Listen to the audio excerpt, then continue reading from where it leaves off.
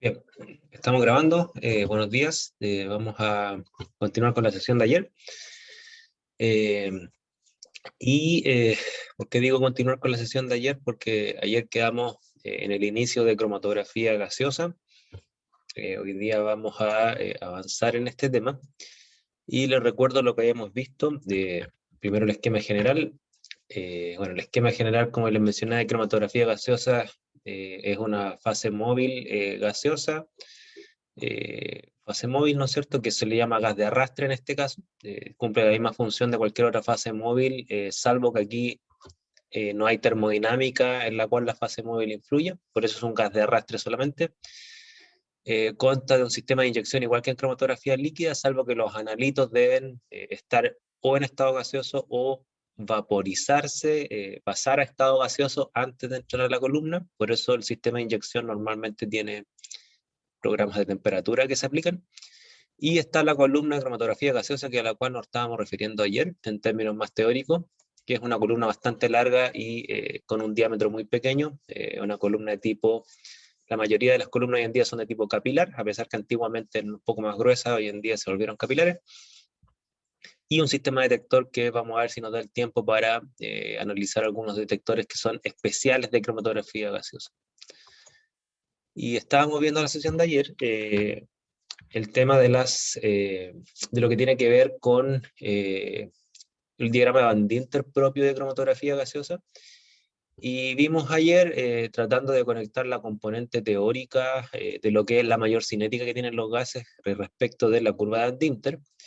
Y vimos ayer que en general la cromatografía gaseosa tiene una zona de resistencia al transporte de masa menor que cromatografía líquida, que significa menor que en cromatografía líquida las pendientes de la zona de resistencia al transporte de masa son más empinadas, quiere decir que está más afectada por ese fenómeno. ¿Por qué? Porque tienen menos cinética y por lo tanto la velocidad de la fase móvil afecta más, ¿okay?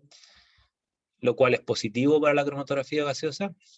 Sin embargo, para lo que se refiere a la difusión longitudinal, que sería la pendiente negativa, ¿no es cierto?, del fenómeno que tiene que ver con la difusión por concentración, la pendiente de cromatografía gaseosa tiene una pendiente mucho más empinada y negativa que la cromatografía líquida, la cual tendría una pendiente un poco más acostada, por cuanto, dado a que esta misma cinética que le favorece en la resistencia al transporte de masa, le desfavorece en difusión en difusión longitudinal, y le desfavorece por cuanto al tener más cinética la difusión por concentración es más rápida, y por lo tanto le afecta mucho más, digamos, a la cromatografía gaseosa que a la cromatografía líquida. Y estábamos viendo la sesión de ayer también, la cuestión también que es más importante, sobre todo en las columnas de cromatografía gaseosa, que es la difusión turbulenta, que es el fenómeno que pone límite a la mínima altura del planetario equivalente y que tiene que ver con la dispersión de las trayectorias de partículas de analito a lo largo de la columna. Y que habíamos dicho en la sesión de ayer, ¿no es cierto?, es que dada la naturaleza de las columnas, que la mayoría de las columnas hoy en día en cromatografía gaseosa son capilares, entendamos capilares como una figura que está acá, ¿no es cierto?, son columnas muchísimo más estrechas en su diámetro. Eso genera que los grados de libertad en la cual un analito se puede dispersar a lo largo de la base del cilindro es mucho más acotada, tiene, digamos, área de dispersión mucho menor que una columna de cromatografía líquida, que en general tiene por lo menos 10, 100 veces diámetro mayor. Estamos hablando de una columna muchísimo más grande en cromatografía líquida que en cromatografía gaseosa en términos de su diámetro, ¿no es cierto?, no así en su largo. Y obviamente que mientras más estrecha es la columna, por lo tanto, mientras más pequeño es su diámetro, menor difusión turbulenta va a existir. Y eso favorece la cromatografía gaseosa. Entonces la cromatografía gaseosa, en conclusión, tiene un mayor número de platos teóricos por dos razones, como vimos en la clase pasada. Razón número uno, estas columnas son más largas, son columnas que tienen hasta 100 metros sin mayores problemas. Una columna de cromatografía líquida tiene 30 centímetros de largo, a mayor largo, mayor N. Y además tiene más platos teóricos por cuanto es más estrecha y por lo tanto tiene menor difusión turbulenta. Las alturas de los platos teóricos equivalentes en cromatografía gaseosa son mucho más bajos que en cromatografía líquida, y eso nos favorece a la hora de sacarle más platos por metro, por así decirlo. En eso habíamos quedado en la sesión de ayer. No sé si tienen alguna duda, consulta, comentario de lo que hemos visto hasta ayer. Les recomendé leer el capítulo del Scoop Leary de cromatografía gaseosa. Intenté subirlo ayer, pero al extraer ese capítulo me queda un tamaño de archivo más grande de lo que tolera el navegador. Entonces, yo sé que ustedes tienen acceso a los libros en línea o a los capítulos, así que por favor si pueden acceder a través de la biblioteca o el libro de Scoop Leary está en internet. Vayan a ese, por favor, a ese capítulo que es bastante bueno, ahí no tengo muchas cosas que decir. El capítulo de cromatografía gaseosa es muy, muy bueno. Ahora sí, dudas, consultas, comentarios, antes de avanzar.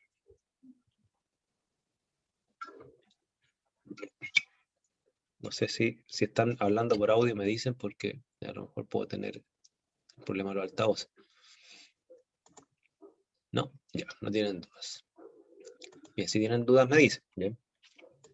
Recuerden que si bien es cierto, estamos un poco atrasados los contenidos, no tengo una obsesión por ir a toda velocidad. Los contenidos más importantes ya los tenemos casi listos. Queda solamente cromatografía gaseosa, que dentro de los más importantes.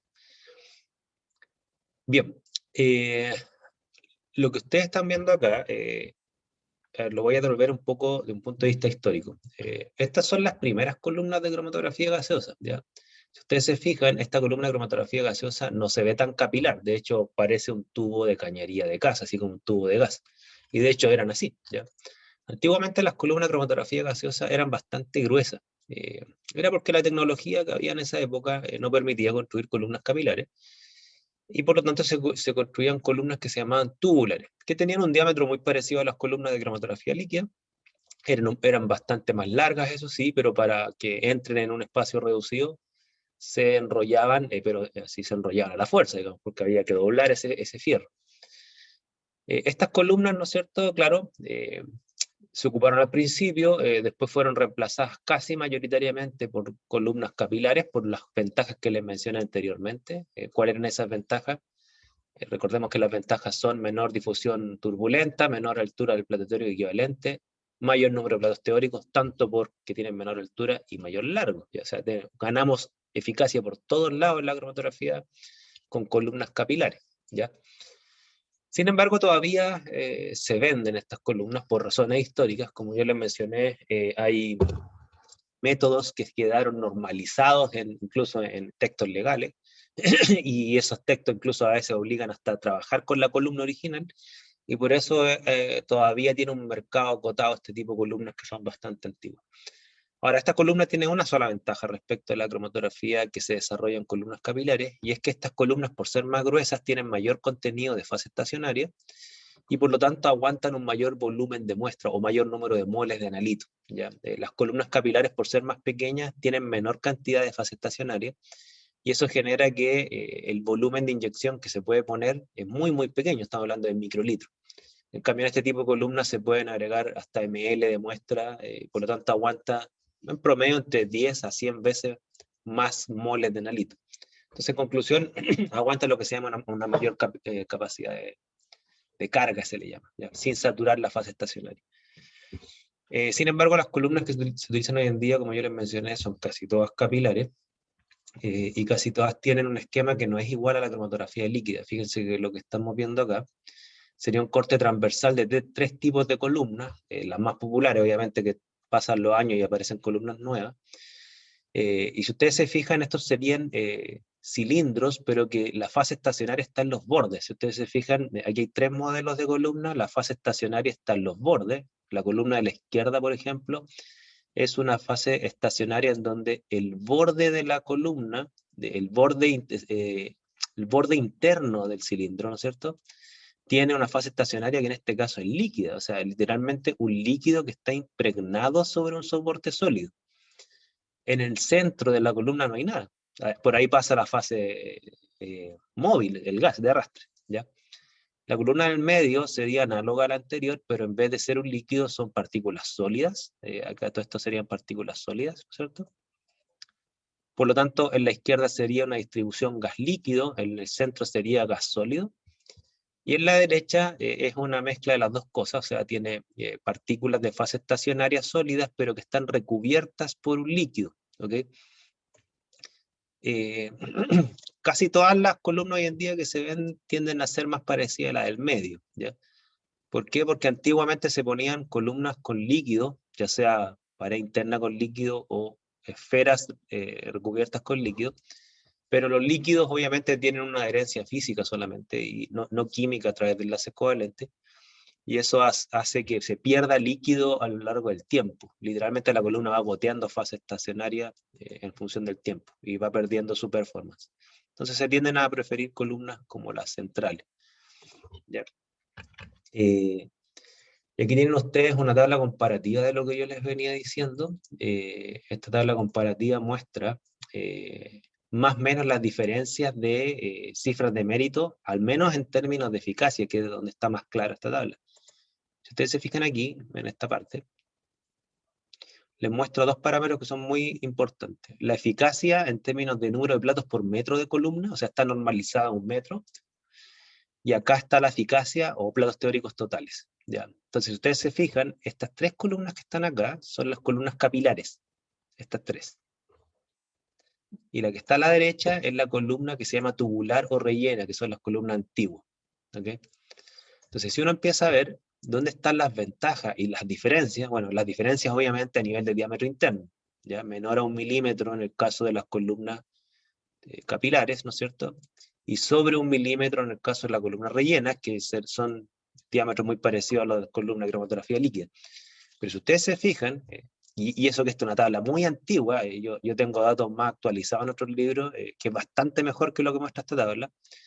Esta tabla muestra que en esta época donde se hizo esta tabla, que estamos hablando que esta es una tabla como en los años 90, o sea, estamos hablando casi 30 años atrás, ya el número de platos que había por metro de columna, estamos hablando que era de miles, ya 1000, 2000, 4000, ¿no es cierto? Platos teóricos por metro de columna. Y claro, si ustedes multiplican, supongamos, en el mejor de los casos, 4000 platos por metro y tienen 100 metros, ¿no es cierto? Bueno, saquen la cuenta, 400.000 platos, ¿ok? Lo cual es muchísimo. Una columna de cromatografía líquida que tenga 400.000 platos dentro de las columnas de cromatografía líquida normales que se venden, yo no conozco ninguna. Y eso que esta tabla es antigua. Las columnas rellenas, que son muy parecidas a las de cromatografía líquida, claro, tienen de 500 a 1000 platos a todo reventar, y además hay que entender que esas columnas tenían largos muy pequeños, o sea, no tenían largo más de 2 metros, 5 metros, ni comparado con los otros que tienen 100 metros. Entonces, la diferencia a nivel de número de platos, estamos hablando que teníamos columnas ya en los años 90 de 400.000 platos, ¿ok? Totales. Y en el caso de las columnas rellenas eran con suerte de 1000 o 10.000 en el mejor de los casos. ¿Ya? 100.000 ya era medio difícil. Entonces ahí tienen ustedes que, claro, ante esa diferencia de eficacia, ustedes imaginarán la gran diferencia a nivel de resolución. ¿Ya? De ahí surge el éxito de la cromatografía gaseosa, uno de sus principales variables. ¿Ya? Todo lo que aparece acá abajo son cuestiones más físicas que son, más o menos ya la hemos dicho, ¿no es cierto? Solamente quiero destacar esta variable que está acá, que le llaman tamaño de muestra. Esta es una mala traducción del SCOOP, entre paréntesis. Más que tamaño de muestra, es carga de muestra. O sea, cuántos nanogramos de muestra aguanta la columna sin saturarse. ¿Ya? Entonces, claro, si las columnas rellenas, ¿no es cierto?, aguantan millones de nanogramos. O sea, si nanogramos 10 a la menos 9, ¿no es cierto?, claro, estamos hablando que aguanta microgramos de muestra. En cambio, aquí aguanta nanogramos de muestra. ¿Ya? Con suerte, 1 microgramo, que serían 1000 nanogramos.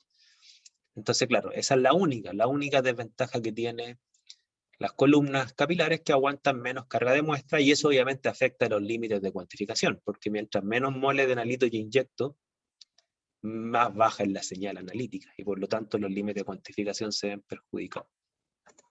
Así y todo, a pesar de esta pérdida de límite de cuantificación, o sea, se incrementan los valores de los límites de cuantificación, a pesar de esa desventaja, las columnas capilares arrasaron con el mercado. ¿Ya? ¿Por qué? Porque esa pérdida de límite de cuantificación, se compensó con detectores más sensibles. Y ahí los límites de cuantificación igual son buenos. Bien. Detectores más sensibles como espectrometría de masa, por ejemplo. Y vamos a ver uno, quizás si nos da el tiempo, que es propio de la cromatografía gaseosa, que son los detectores de captura electrónica, que también son muy, muy sensibles. Se compensa, digamos, la sensibilidad, digamos, de la señal con una buena sensibilidad del detector. Te voy a saltar un poquito de esto, ¿no es cierto? Ahora, la química de las columnas de cromatografía gaseosa es muy, muy similar a la química de las columnas de cromatografía de reparto. ¿Desde qué punto de vista? Desde el punto de vista que son fases estacionarias que tienen grupos funcionales con distinta polaridad. Porque ustedes se podrán imaginar que, dado que el analito tiene que estar en fase gaseosa dentro de la columna, pues bien, ese analito va a ser neutro. Ya, obviamente los iones no pasan a estado gaseoso, ¿no es cierto?, en condiciones normales, y por lo tanto los analitos son neutros y las columnas, digamos, se explota la polaridad de la fase estacionaria para jugar con los factores de capacidad y los tiempos de retención. Entonces la química es muy parecida a la química de la fase estacionaria de cromatografía de reparto. Normalmente son silanoles funcionalizados con grupos que tienen distinta polaridad. Un metilo, dos metilos, fenilos, etc. ¿Ya?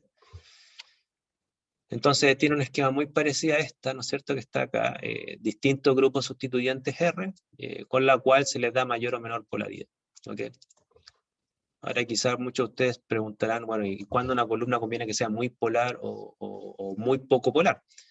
Va a depender de la familia de analitos a las cuales se aplican. O sea, si ustedes, por ejemplo, su target de analitos son analitos muy, muy apolares, como los hidrocarburos aromáticos policíclicos, por ejemplo, estos que tienen mucho anillo bencénico, claro, ahí no les conviene una fase estacionaria demasiado apolar, porque dado que los analitos son tan apolares, los tiempos de retención serían demasiado grandes.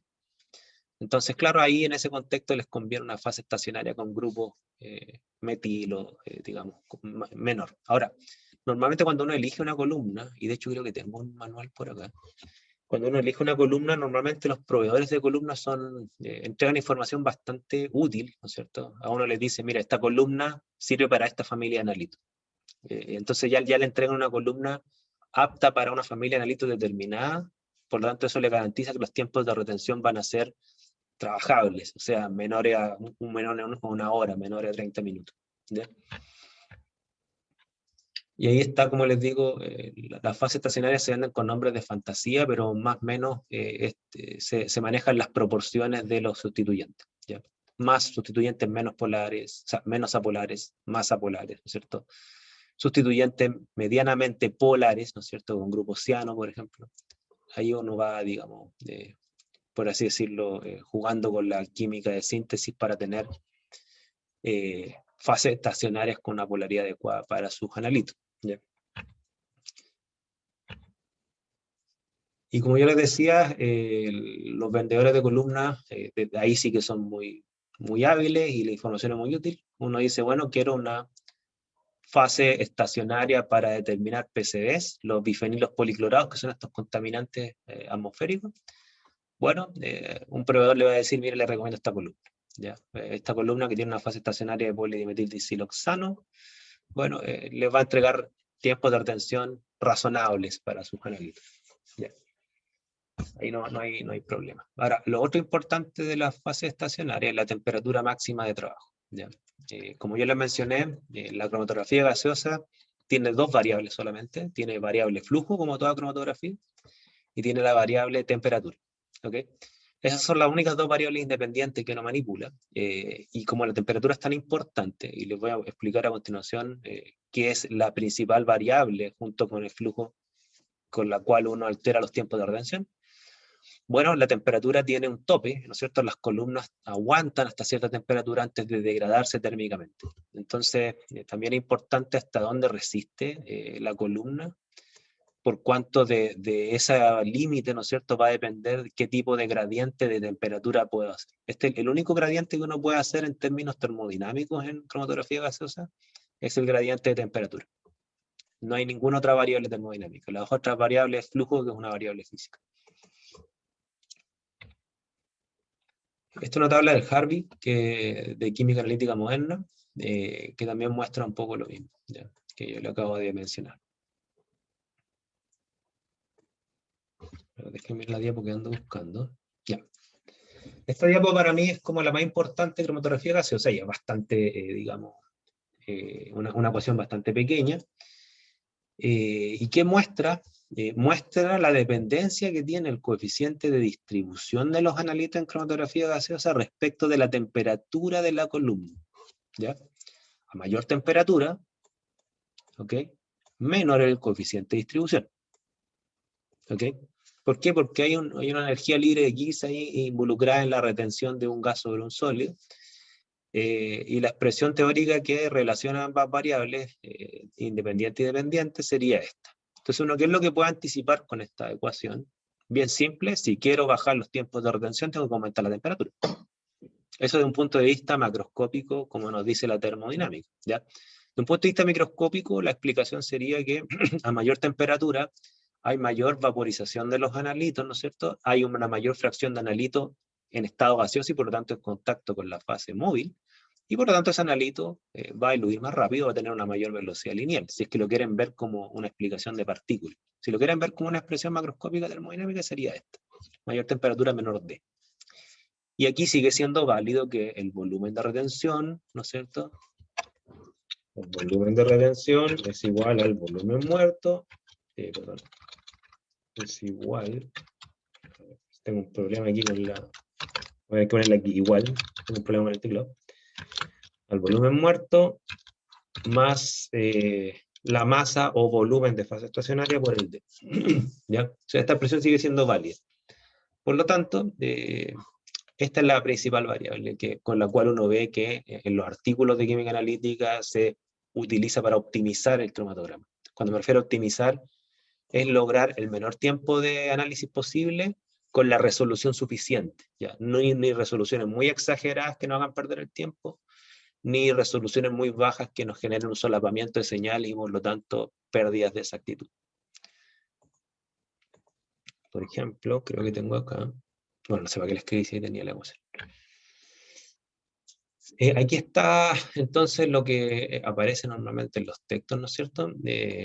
Aparece lo que se llama los gradientes de temperatura, ¿ya? Por ejemplo, aquí muestra un cromatograma que tiene 60 minutos, ¿no es cierto? Pero este no es el cromatograma, este es el programa de temperatura del cromatograma.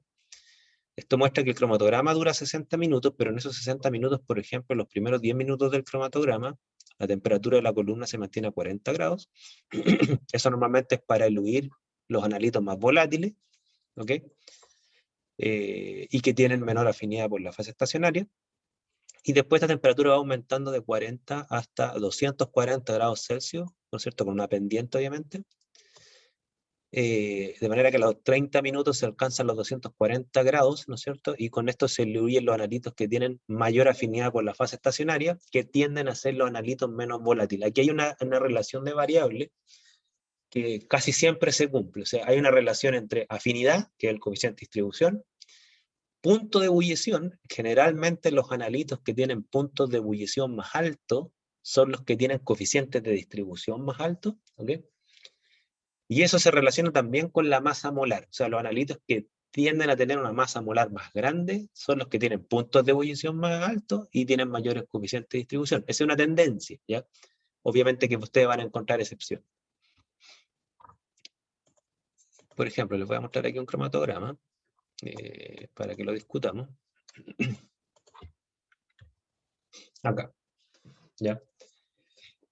Este típico cromatograma que se utiliza para explicar la influencia que tiene la temperatura sobre los tiempos de retención. Es un cromatograma que tiene 9 analitos, ¿ok? Creo que este eran hidrocarburos, si me no recuerdo la figura original. Se me olvidó, porque este es un cromatograma real, esto no es un cromatograma, como decirlo, inventado así como ficticiamente. Lo que sí, este es un cromatograma muy antiguo, que se utiliza siempre para enseñar cromatografía gaseosa. Este es un cromatograma de 9 analitos, que si mi memoria no me falla, son hidrocarburos, y muestra qué pasaría si es que yo hago un cromatograma de 30 minutos, ¿no es cierto? este es el tiempo máximo que se registra en la señal cromatográfica. ¿Qué pasaría si yo aplico un cromatograma isotérmico, por ejemplo, a 45 grados? ¿Qué quiere decir? Que yo utilizo un flujo constante, ¿ok? Y fijo la temperatura de la columna a 45 grados. ¿Qué pasaría? Entonces, si ustedes se fijan, cuando se aplica la cromatografía isotérmica a 45 grados, luego de 30 minutos, solo han diluido 5 de los 9 analitos. ¿Qué quiere decir esto? Que el analito 6 al 9 están por acá, uno no sabe dónde están, pero todavía no eluyen, eso sí es seguro. ¿Ya?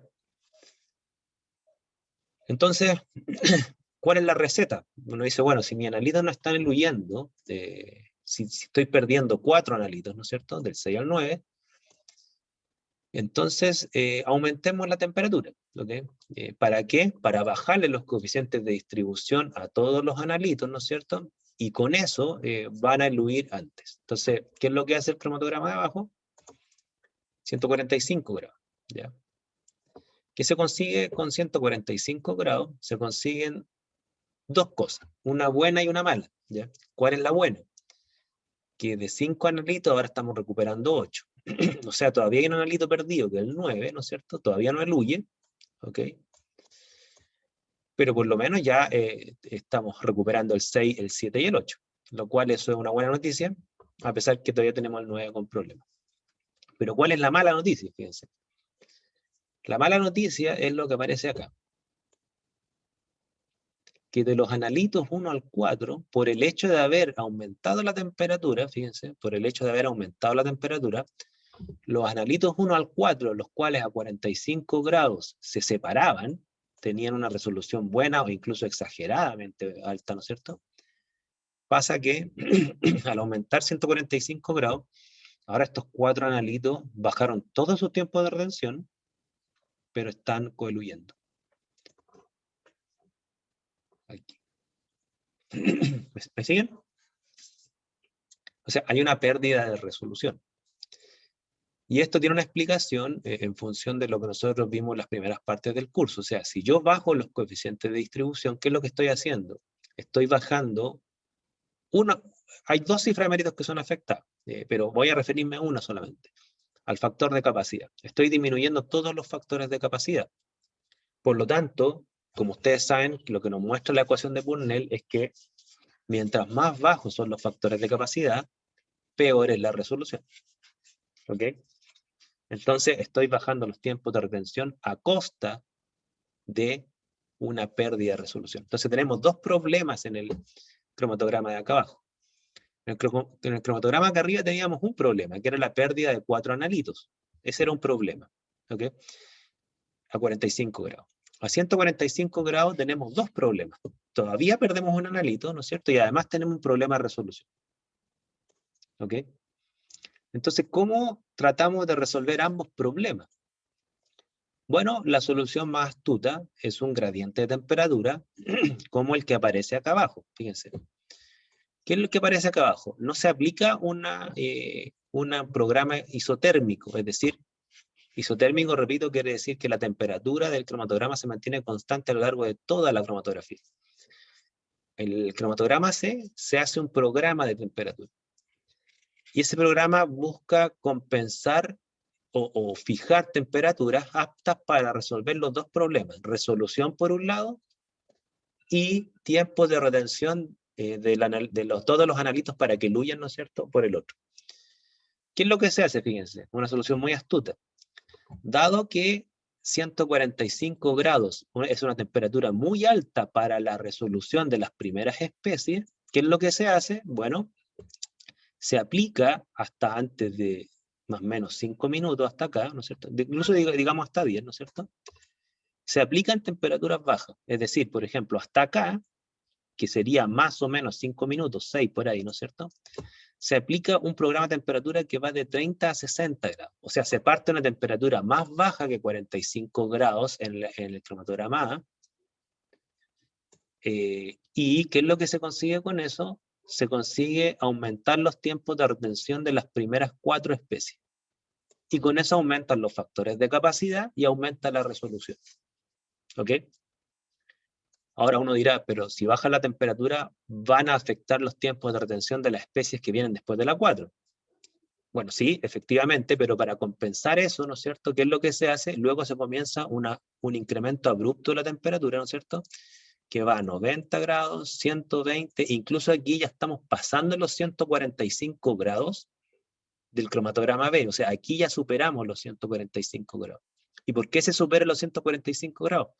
Porque la única forma de que el analito 9, sobre todo el 9, eluya, ¿no es cierto?, es a una temperatura mayor a 145 grados. A 145 perdemos 9. Cuando ya estamos hasta 180, nos aseguramos que el analito 9 eluye. Entonces, si ustedes se fijan, este cromatograma que está acá abajo fue un programa de temperatura muy bueno que logró resolver los dos problemas.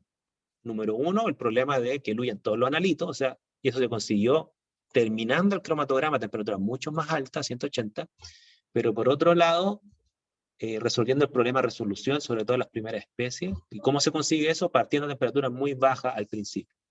Esa es la ventaja de un gradiente de temperatura. Dudas, consultas, comentarios, por favor. Y esto es sin manipular el flujo. Se podría manipular el flujo también para lograr, digamos, mejores resultados. Dudas, consultas, comentarios, ahora sí. ¿Se entiende?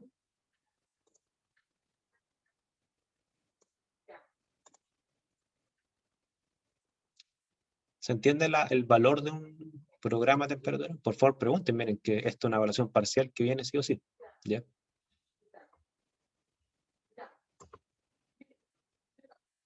Sí, vale. Bueno, ustedes se darán cuenta que la cromatografía gaseosa, no sé qué opinan ustedes, esta es mi opinión, quizás ustedes no la comparten, pero a mi juicio es mucho más fácil de entender que la cromatografía líquida. Aquí no hay equilibrio secundario, hay una sola variable, temperatura, y es unidireccional. Mayor temperatura, menor D, menor tiempo. Listo. Aquí no hay alfa, ni pK sub A, ni cosas por el estilo. Entonces, claro, repito, el éxito de la cromatografía gaseosa pasa por tener muy buena resolución, ser muy fácil de entender comparado con la cromatografía líquida, y es mucho más fácil de operar que la cromatografía líquida. ¿Sí? Profe, no sé si es muy burda la pregunta, pero, Claro. por ejemplo, ¿me escucha? Sí, perfecto. Por ejemplo, para el lado del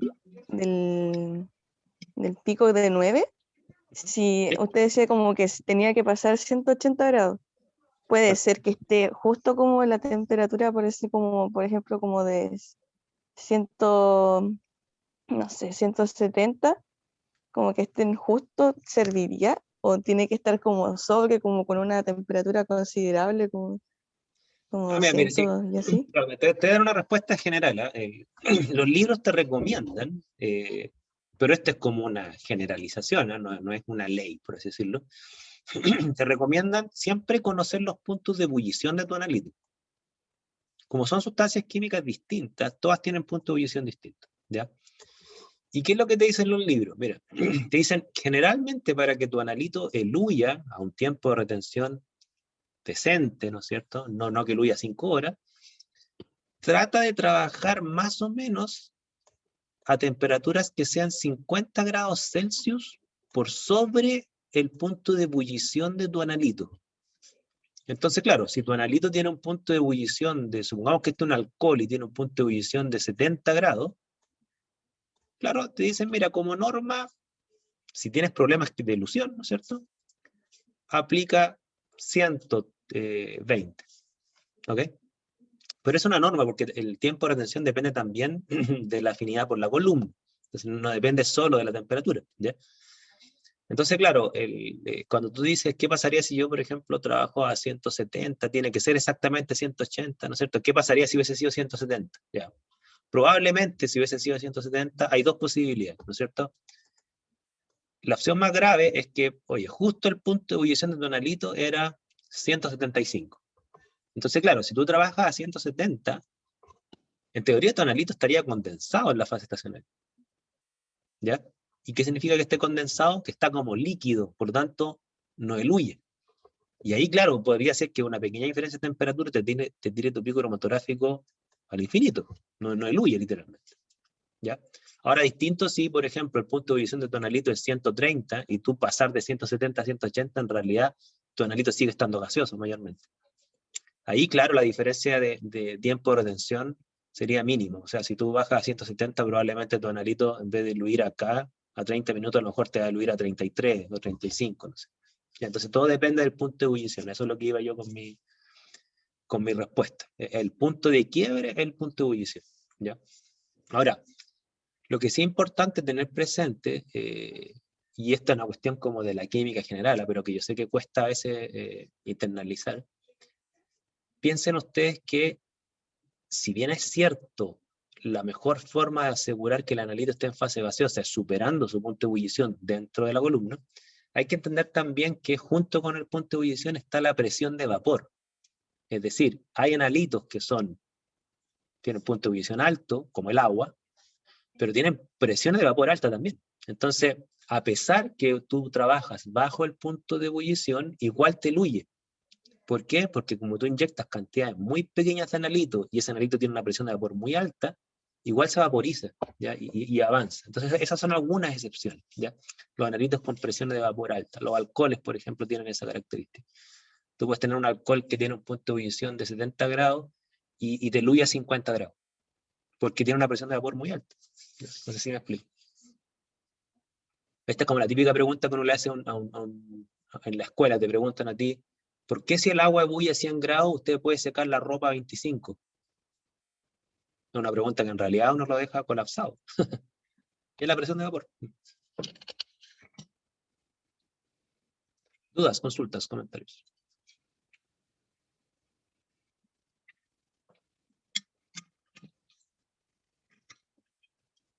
¿Más preguntas?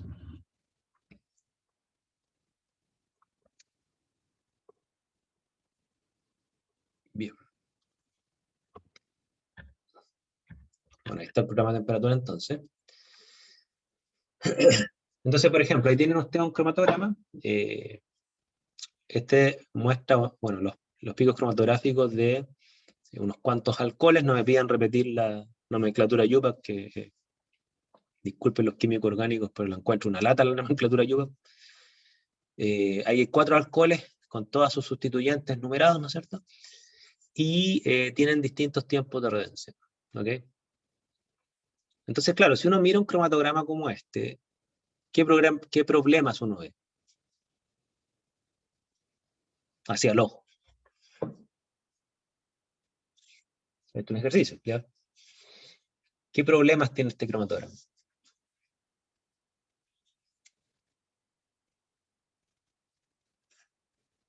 A ver, veamos. Ya, la separación de los últimos 2 analitos. Ya. Tenemos entonces, como se acaban de dar cuenta, primero una separación exagerada entre estos últimos analitos y una pérdida de tiempo de casi 5 minutos. ¿Ya? Tenemos una resolución muy al límite, ¿no es cierto?, como acaban de decir, entre el analito 1 y 2. ¿Okay? ¿Se fijan que estamos en un caso muy parecido al anterior? Tenemos mala resolución al principio, tiempos de retención exagerados al final. Fíjense que uno, en cromatografía gaseosa es mucho más fácil dar propuestas, que obviamente que hay que poner a prueba experimentalmente, pero al menos en teoría uno podría decir, ya, pues mejórense eso. ¿Cómo lo mejoran? Porque fíjense que igual no están, o sea, están separando 3, 4, 5, 6, están separando 7 analitos en 12 minutos. Eso en cromatografía líquida es más o menos decente. En cromatografía gaseosa es malo. ¿Ya? 7 analitos deberían separarlos fácilmente en 7 minutos o menos en cromatografía gaseosa. Pero aquí hay problema de resolución y tiempo, ¿no es cierto? Entonces, bueno, ¿cómo resolver esto? ¿Qué modificación le harían?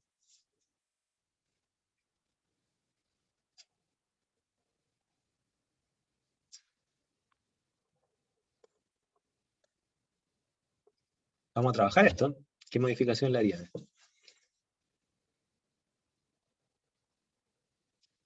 ¿Cómo resuelven el primer problema?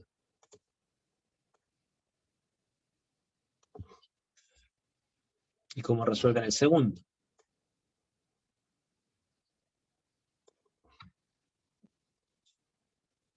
A ver, piénsenlo. ¿Eh?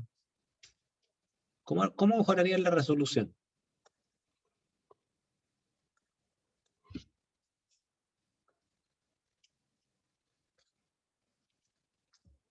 Juéguensela.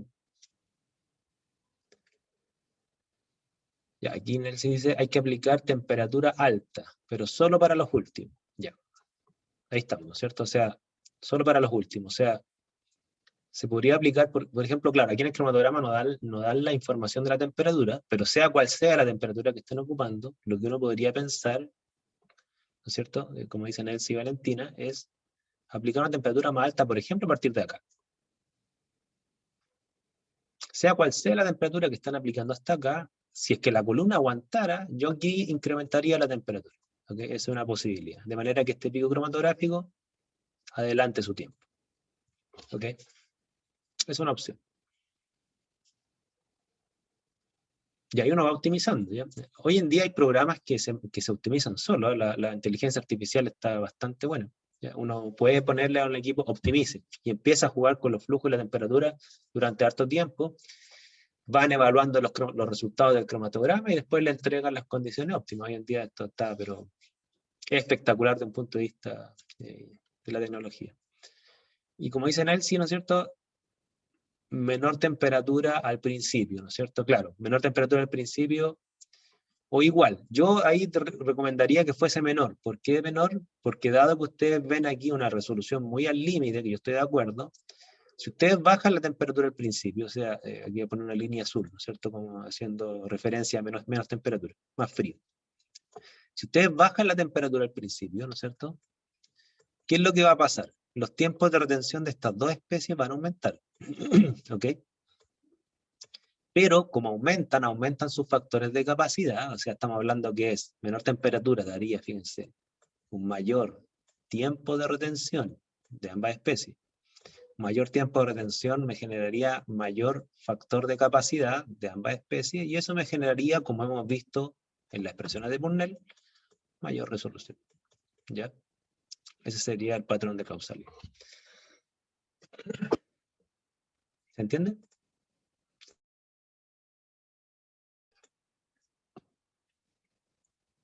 Entonces, claro, menos temperatura al principio, más temperatura al final, y eso podría mejorar esto.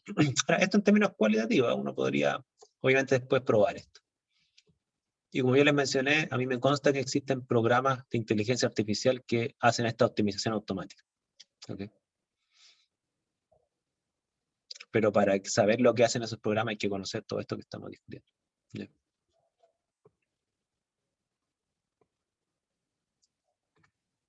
Ok. Ya, mira, yo en el PowerPoint tengo una breve explicación del sistema de inyección y todo este tema, pero en internet hay muchos videos de esto. Yo les voy a mostrar ahora un video que muestra la panorámica general de la cromatografía gaseosa que incluye el sistema de inyección. Y aquí con este video les voy a aprovechar de abarcar dos cuestiones que son importantes. Ustedes vean la panorámica general y la lógica de lo que es la inyección en cromatografía gaseosa. ¿Ya? Denme un segundo. Voy a parar de compartir y voy a mostrarles un video de cromatografía gaseosa. Denme un segundo.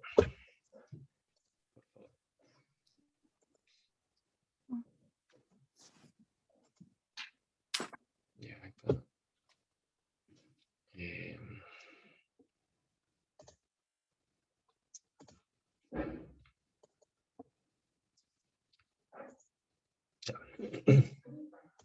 ¿Ven ahí? ¿Ven ahí el video? ¿Sí? Sí, se ve.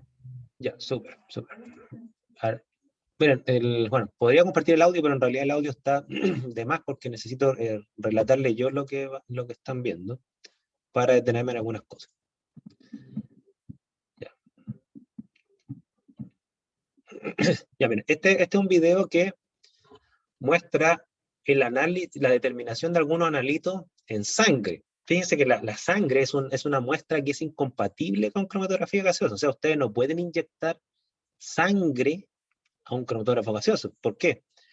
porque los constituyentes de la sangre, las proteínas, las sales, el agua, todo esto, no es volátil. Entonces, si ustedes inyectan sangre a un cromatógrafo gaseoso, lo tapan y murió, ¿ya? Pero aquí muestran una lógica de inyección, que es la lógica de toda cromatografía gaseosa, que parte de la base que en la muestra hay analitos que son neutros y volátiles, y hay que sacarlos de la matriz de la muestra antes de inyectarlo al cromatógrafo.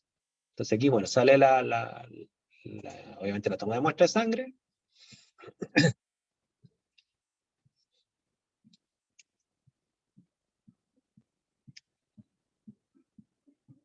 Ya, bueno, la sangre, ¿no es cierto? Bueno, obviamente que la etiqueta y todo el cuento. Y fíjense, aquí hacen una cosa que nosotros vimos en clase. Bueno, la muestra de sangre, ¿no es cierto? Bueno, obviamente se lleva un receptáculo químico para tratarla. Y fíjense el tratamiento que se hace acá. Aquí hay un tratamiento que nosotros lo vimos en clase, que es un tratamiento que es una extracción líquido-líquido. ¿Cuál es la idea? Ahí tienen el vaso de solvente, ¿no es cierto? El solvente se pone en contacto con la sangre, como la sangre tiene una base de agua principalmente como el solvente principal, obviamente se agrega un solvente orgánico, que aquí tiene un estándar interno también, que para fines de cuantificación además tiene un estándar interno. Se agrega el solvente, ¿no es cierto? Quedan dos fases separadas. ¿Y cuál es el principio que está acá, ¿no es cierto? El principio de toda extracción líquido-líquido, analido neutro con cierta apolaridad, va a pasar a la fase orgánica. ¿Ok?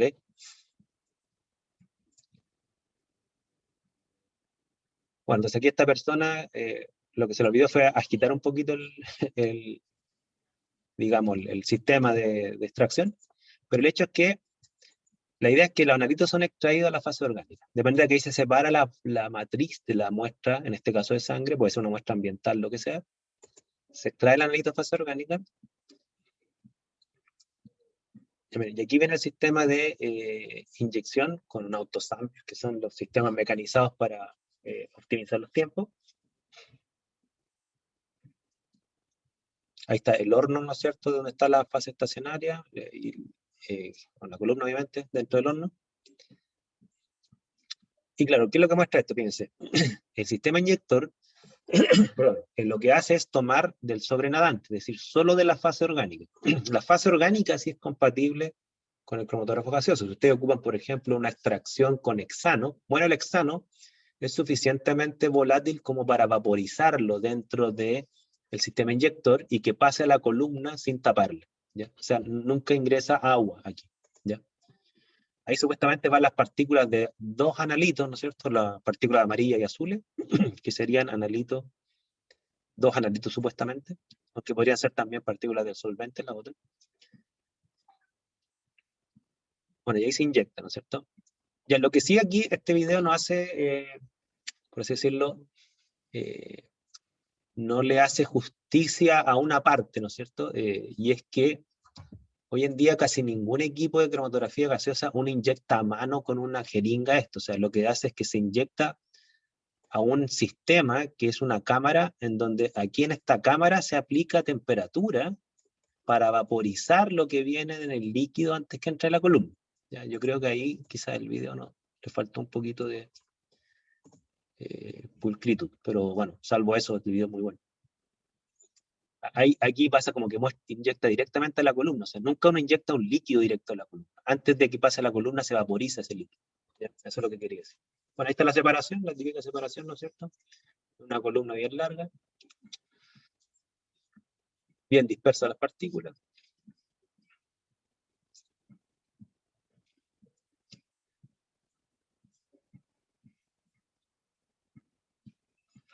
Alargaron demasiado esta parte.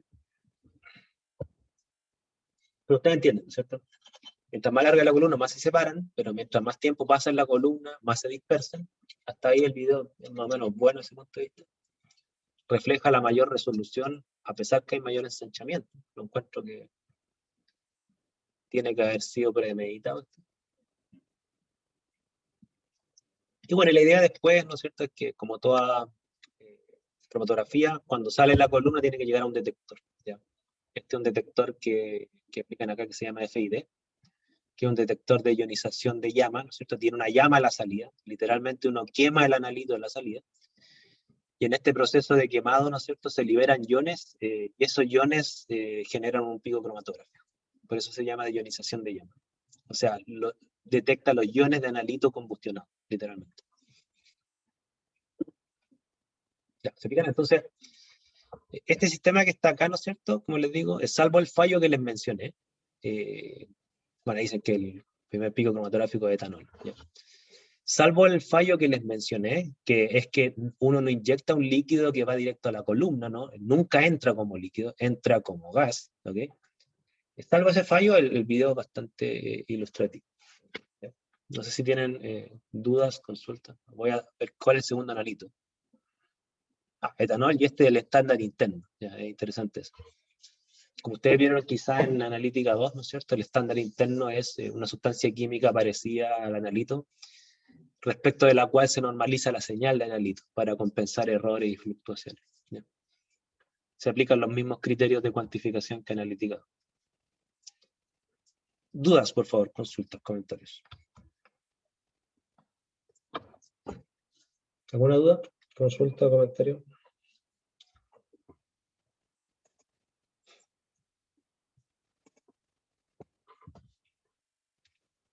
Ahora, este esquema que tiene el video, ¿no es cierto?, muestra un tipo de aproximación que es, repito, cuando el analito está en estado líquido, pero en una matriz incompatible con la cromatografía, que es una matriz acuosa con sales y proteínas. ¿Ya? En cualquier caso donde pasa lo mismo, se aplica una lógica similar. O sea, yo, por ejemplo, he visto métodos de cromatografía gaseosa donde el analito se encuentra en un sedimento, por ejemplo, es decir, eso es peor, está en estado sólido, se encuentra en un sedimento, y lo que se hace, mediante la misma lógica, es extraer el analito para transformarlo a un estado líquido volátil, opción número 1, o a veces incluso lo que se hace es que el analito se derivatiza. ¿Qué significa que se derivatiza? Que el analito se hace reaccionar con otra sustancia para transformarlo en un producto volátil que proviene del analito. ¿Ya? También hay casos como ese. ¿Ya? Si me da el tiempo voy a mostrarle el caso de la determinación de especies de estaño, que hace un poco lo mismo. Y siempre muestro el caso del estaño porque es un caso que en nuestro laboratorio lo desarrolla o lo desarrolló hace tiempo Manuel Bravo, que es el profe que trabaja conmigo y que actualmente es el decano. ¿Ya? También él seguía esa misma lógica. Manuel, que tiene más experiencia en cromatografía gaseosa. Entonces, todas estas diapos que están aquí de inyectores, no sé si la están viendo. Perdón, yo llegué y partí. Aquí, perdón. Ahora sí. Entonces, todas estas diapos que ustedes tienen aquí de inyectores cuentan un poco esta historia, ¿ya? ¿Qué es lo que le faltaba al video, en el fondo? Es que de la jeringa donde viene el analito líquido, ¿no es cierto?, antes de llegar a la columna, aquí se aplica una placa calefactora, ¿no es cierto?, que hace que estas partículas líquidas se vaporicen, ¿ya?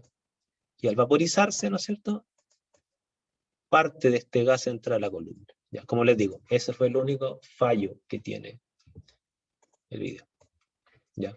Eso se llama la cámara de inyección.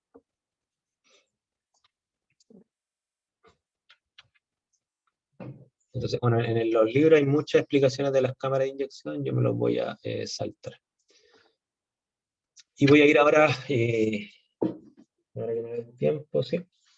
Voy a ir al tema de los detectores. Dudas, consultas, antes de ir al tema de los detectores. Que repito, me voy a referir solo a los detectores que son propios de cromatografía gaseosa, ¿ya?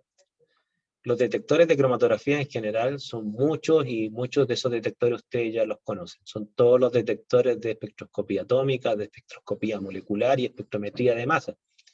¿Ya? Estos se aplican a la cromatografía líquida y gaseosa, la mayoría de ellos. ¿Ya? Solamente voy a referirme a algunos detectores de cromatografía gaseosa que son propios de esta técnica.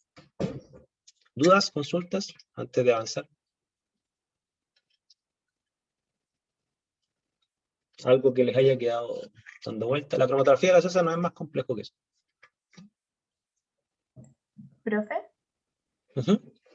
¿Sí? en el cromatograma que mostró antes, en el del ejercicio, el otro. Sí, este. Ese, ¿Sí? sí. En la primera especie, no, como igual la señal está como diluyendo casi a los 4 minutos, ¿no se podría aumentar la temperatura al principio para que diluya antes?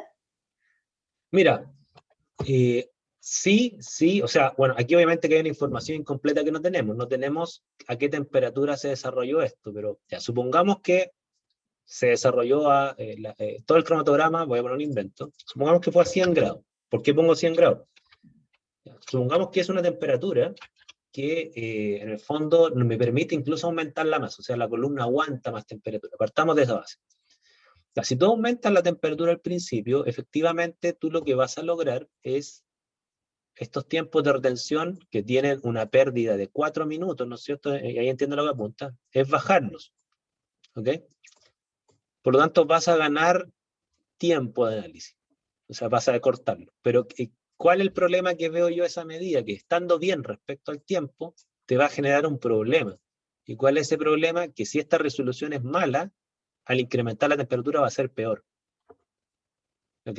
Porque vas a bajar los factores de capacidad, o sea, si tú incrementas la temperatura, ¿no es cierto?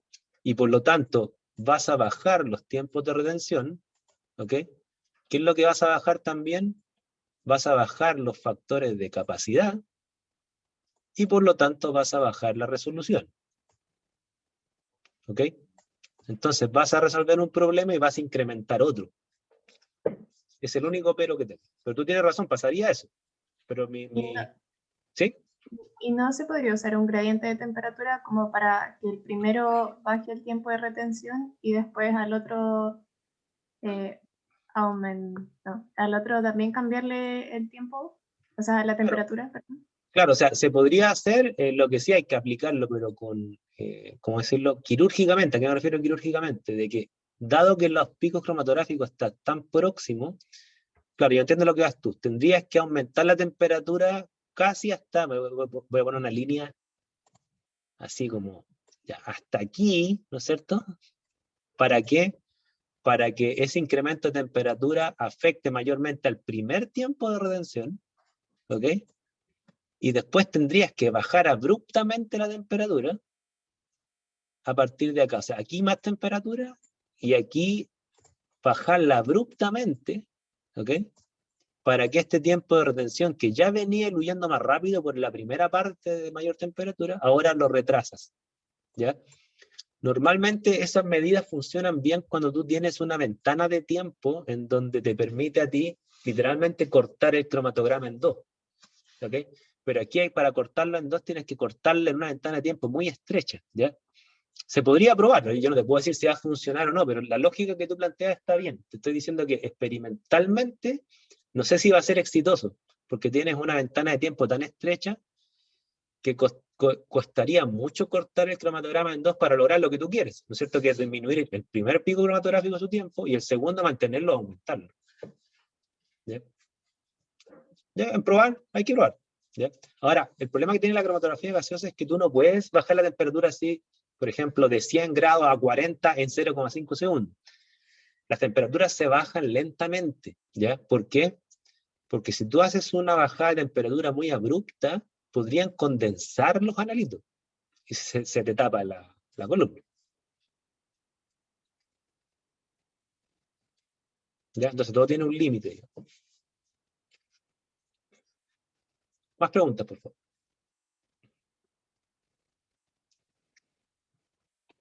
Ahora, ustedes se van a sorprender si ustedes cuando vean así literatura, si algún día les toca trabajar en cromatografía gaseosa, que es muy probable, ¿ok? A nivel profesional, ustedes se van a sorprender cómo hay métodos que están normados cuyos cromatogramas son horriblemente malos, ¿ya? Son súper ineficientes, pero no se pueden modificar porque son normas legales, ¿ok? Más dudas, por favor, consulta.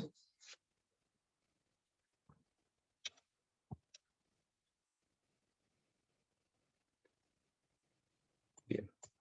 Miren, en estos 5 minutos les voy a mostrar solamente quizás un detector. ¿Ya? Mañana termino los otros dos que son bien rápidos y mañana vamos a analizar un caso, ya que es la determinación de ácido graso en aceite. ¿Ya? A ver.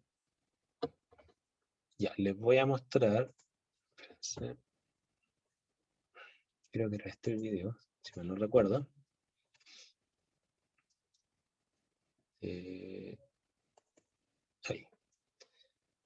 Este es un video de uno de los detectores más famosos de cromatografía gaseosa, que se llama el detector de ionización de llama, que lo nombraban en el video anterior también, pero aquí lo explico.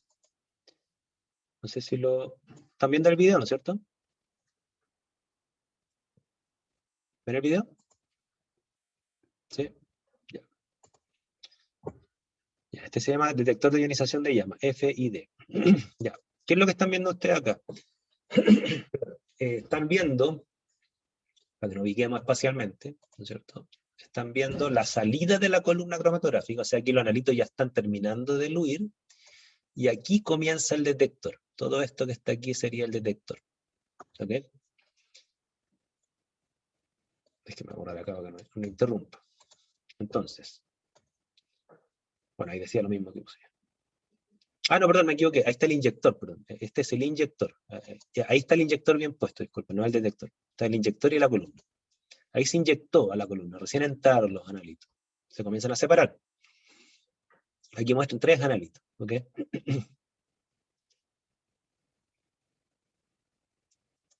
Bueno, aquí está el detector, ya, ahora sí, me voy a confundir. Este es el detector, ya. Aquí sí está la salida de la columna cromatográfica capilar, ¿no es cierto? Que va conectado a un detector. Y el detector que tiene una llama. O sea, ¿cuál es la idea? Que los analitos combustionan en una llama, y esa llama normalmente está hecha de hidrógeno y oxígeno, ¿ya? De hecho, muchas veces se le agrega un flujo de hidrógeno a la salida de la columna, o a veces la misma fase móvil viene mezclado con hidrógeno, ¿ya? Hay 2 posibilidades, yo he visto de las 2.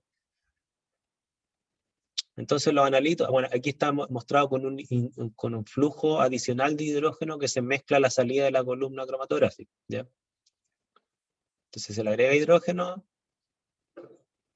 se mezcla con el gas de arrastre y los analitos, ¿no es cierto? Bueno, hay oxígeno obviamente para tener la llama. Tiene que mantener la llama para que no se apague, ¿no es cierto? Y la llama, ¿qué es lo que hace? Fíjense, cuando llegan los analitos en la llama se van a combustionar. Ya, aquí, ¿qué es lo que explica el video? Ya, fíjense, aquí explica una cosa más o menos mala, pero ya. Dicen una cosa así, miren. Aquí se nota que esta parte es gente que le interesa la física del detector y no la química, ¿ya? Claro, ¿qué es lo que dice? Que cuando llegan las partículas de analito a la llama que genera iones, ¿ya? Pero hay que entender lo siguiente, ¿a qué nos referimos con iones acá? Nos referimos a que si su analito es hidrocarbonado, por ejemplo, si es propanol, ¿no es cierto? Y tiene por lo menos carbono en su estructura, los iones que se van a generar acá, eso es lo que dice la literatura, son estos iones, ¿ya? El nombre exacto no podría decirlo, ¿no es cierto? Pero son iones, ¿no es cierto?, que son fragmentos de hidrocarburos que se rompen en la llama y generan cationes, esa es la idea, ¿ya? Y esos iones son los que detecta el sistema del detector, ¿no es cierto?, que por una diferencia potencial lleva los iones hacia un electrodo. Y ese electrodo, ¿no es cierto?, por cada colisión que generan los iones sobre el electrodo, obviamente eso le aporta energía, y esa energía, ¿no es cierto?, la transforma en corriente. ¿Ok? Esa es la idea.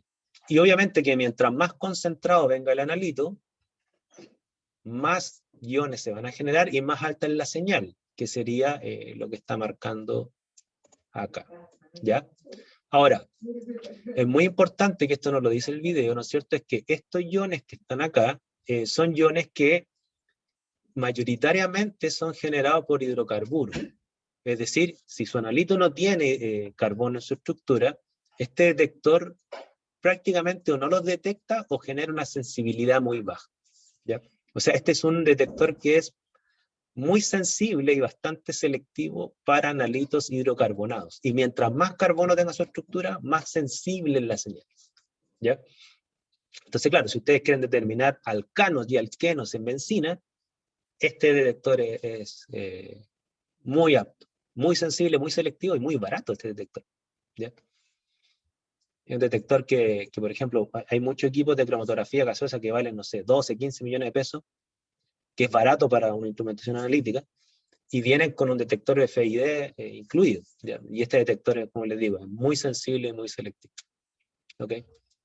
Mañana les voy a mostrar 2 detectores más, que son los 2 propios de cromatografía gaseosa, que no están en otros tipos de cromatografía, y con eso terminamos la parte de cromatografía gaseosa. Y vamos a analizar, repito, el tema de los ácidos grasos.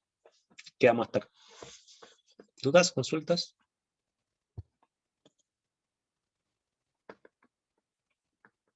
¿No?